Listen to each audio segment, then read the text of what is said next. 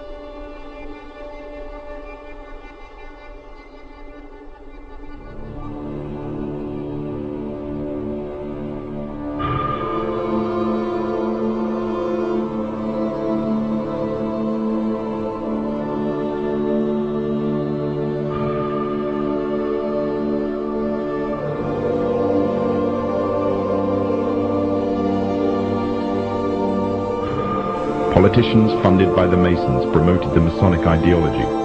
The secret lodges of the Masons were open to members of the French army. High-ranking officers and generals were indoctrinated to the Freemasons' way of thinking. With the people, the politicians, and the military of France under Masonic control, the Masons could finally strike. Freemasonry has worked in a hidden but constant manner to prepare the revolution. We are then in complete agreement that Freemasonry was the only author of the revolution, and the applause which I receive from the left, and to which I am little accustomed, proves, gentlemen, that you acknowledge with me that it was Masonry which made the French Revolution.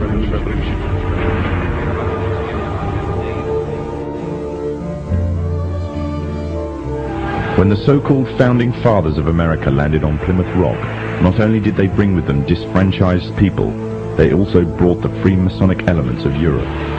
The injustices which the fathers of America were escaping from in Europe was also to be found in the new land, in the form of a tyrannical British regime. In order to gain complete dominance of the new state, the Masons used the same methods to gain control of France. Although the British monarchy was run by the Masons, the American War of Independence was a necessary action, and the people involved in the war were expendable for the Masons to fulfill their dream. Emotions of the people were manipulated into anger, and just like France, anger turned into war. This time, however, previous mistakes would not be repeated. The near defeat the Masons faced against Napoleon and his army in Europe taught the Masons a lesson. Any forthcoming leaders of the resistance must follow the Masonic agenda. The best way to do this was to ensure the leader himself was a Mason, and the leader who took the war to the British was none other than George Washington. On the 4th of July 1776, the Declaration of Independence was made.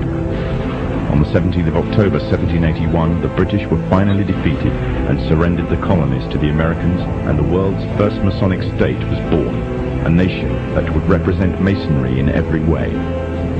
A sign of the Masonic presence in America is plainly visible on the dollar bill, which carries a picture of George Washington, the first Freemasonic president in the world, and a picture of the Freemasonic symbol of the so-called all-seeing one eye.